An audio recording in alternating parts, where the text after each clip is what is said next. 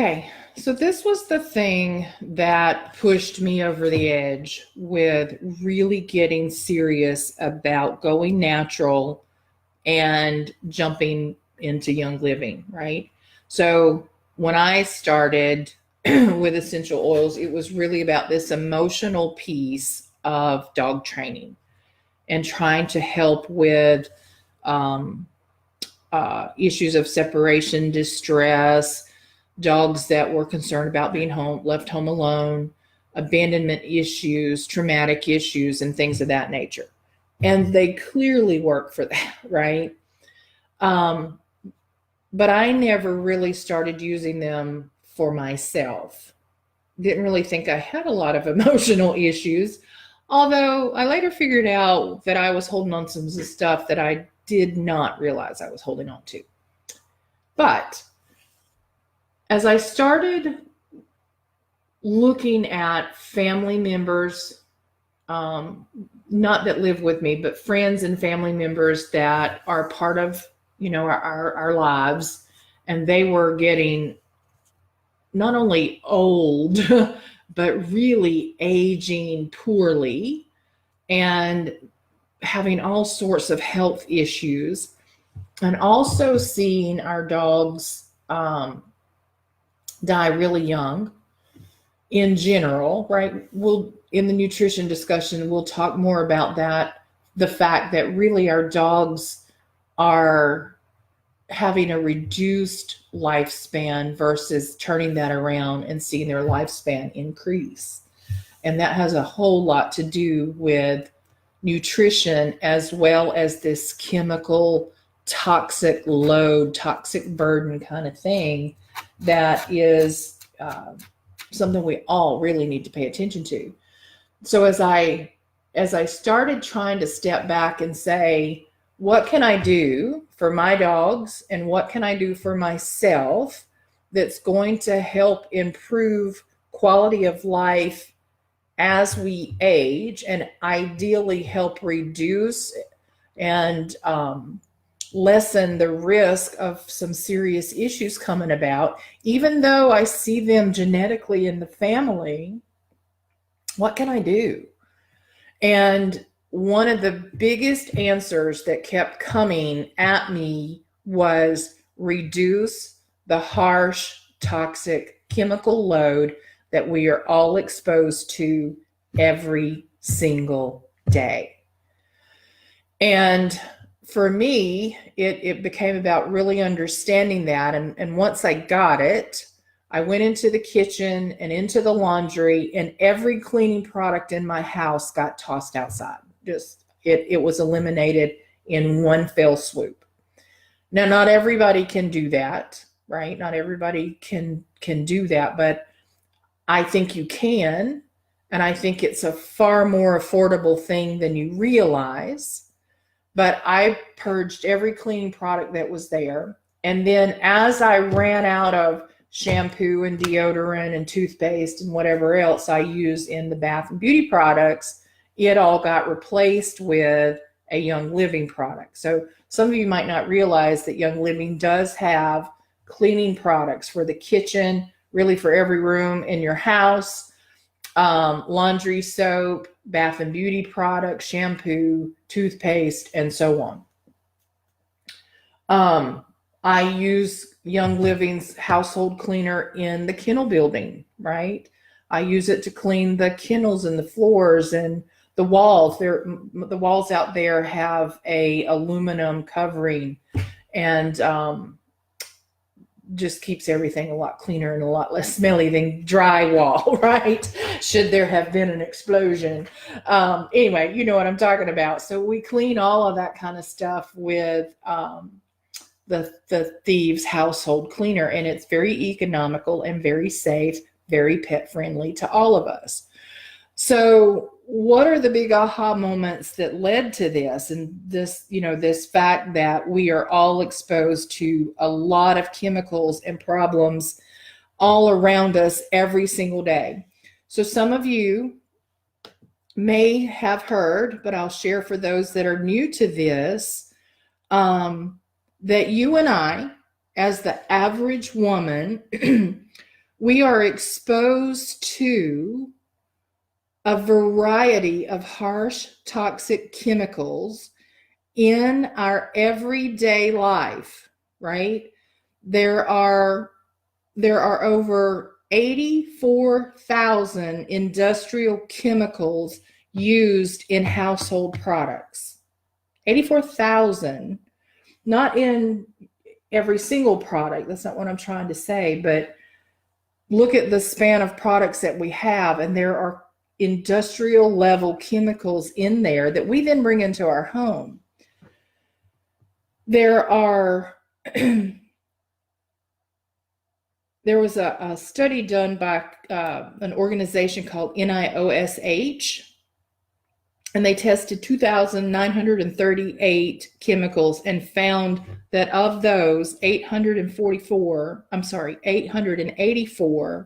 were toxic, 778 caused acute toxicity, 376 were skin and eye irritants, 314 caused biological mutations, 218 caused reproductive complications, and 146 might cause a tumor. Do you really want those products in your home? Right? So we've talked about the dogs and the fact that they live naked in your home. Everything that you are exposed to, so are they. Some indications suggest that children, and I would extrapolate that to our pets, are perhaps absorbing up to 40 to 50% more of these chemicals than you are because of their time on the floor, right? Our dogs absorb it through the belly of their skin, through the pads of their feet, and through the wick action of their fur. Everything that lands on them or that they roll around on is being absorbed into their little bodies. And the fact that their bodies are so much smaller than yours makes that load a much greater burden, right? So we have these chemicals in our cleaning products. You have them in your laundry soap. You have them in dryer sheets. Dryer sheets are one of the most chemical-laden products out there. So let me just say this. I know that everything is a chemical. We are a chemical, right? We are a chemical compound. So we can't say that things are chemical-free because nothing really is. But when we talk about this, we are talking about those harsh, toxic, industrial issues, that chemicals that can cause harm, right? So they're in your shampoo, they're in your makeup, they have effects on us that can disrupt hormone production, can cause immune issues. They can cause things like a contributing factor to asthma. They can cause cancer. They can cause tumorous growths, cell mutation, nerve damage, blindness, sterilization. They can contribute to a faster aging process. They can contribute to how the brain functions. And all of this is a concern. If it doesn't put you back in your chair or on your heels and go, what am I exposing my family to, then this group is not for you, right? I want you to be worried about this. I want you to be so concerned that you go and you take everything out of your kitchen cabinet, your bathrooms too. If we think for a second that our pet products are safer than what's being labeled as a human product, we are fooling ourselves, right? I see every single day, dogs with health issues and health concerns that are contributed to the food they eat, contributed to the vaccines that we give them, the products that are going onto and into them for outdoor summer annoyance critters. All of these things burden the body. All of it burdens the body. And I every single day I have people say to me, well, my dog's healthy. Yes, so were mine until at 6.5, he dropped dead. Right? That was one of my Great Danes. I lost him at 6.5 years old. And at the time, everybody said, that's normal. That's all they live. No, it's not. No, it's not. It doesn't have to be that way, right? I'm a firm believer that it doesn't have to be that way. And so my goal became, how can I do everything possible to fight what we as a society have been led to believe is the new normal, right? I want my dogs with me as long as they can be. And not only do I want them here, I want them active and healthy and thriving. Well, if I continued to burden their body with all of this stuff, they were going to be very unhealthy. And if I continue to burden my own body with all of this stuff, I was going to wind up in the same situation that I saw a lot of my friends and family members dealing with some very serious health concerns, to which it was too late to take a lot of other action. Okay? So super important to me to start trying to eliminate this harsh toxic burden, this harsh chemical burden from our daily lives. Can we eliminate everything? No, because the world's full of it. But at least for the time in my home and in my yard and my car and wherever else we're going, I want to eliminate everything that I can. If I can get into this elimination and replace it with safer, healthier products, then boost the immune system, right? Get the body as healthy as it can be. Then when it's exposed to other chemical load elsewhere that I have zero control of, ideally it can fight better. It can do a better job, right?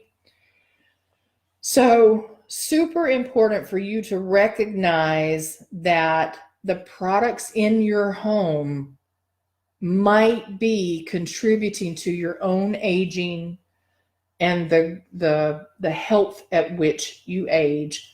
And it's certainly a contributing factor to your dogs, maybe more so than your own, because again, they're absorbing a lot more relative to their size. They're actually in your house longer than you are, right? You leave, right? You go outside and you're out of the home. So, but if they're there and you've got these plug-ins or fabric sprays or whatever, they're absorbing that all day, every day. When we use products like bleach, and I saw this just last week, somebody was using bleach to clean their deck and dogs running through it. It wasn't dry, dogs running through it. And the smell of it was so strong for me that it was almost overwhelming. The fact that I have been in this clean space for quite a while now, the more sensitive I am to those chemical fragrances and the way they hit my nose or the way they hit the back of my throat. They actually create a physical response now that I simply cannot tolerate.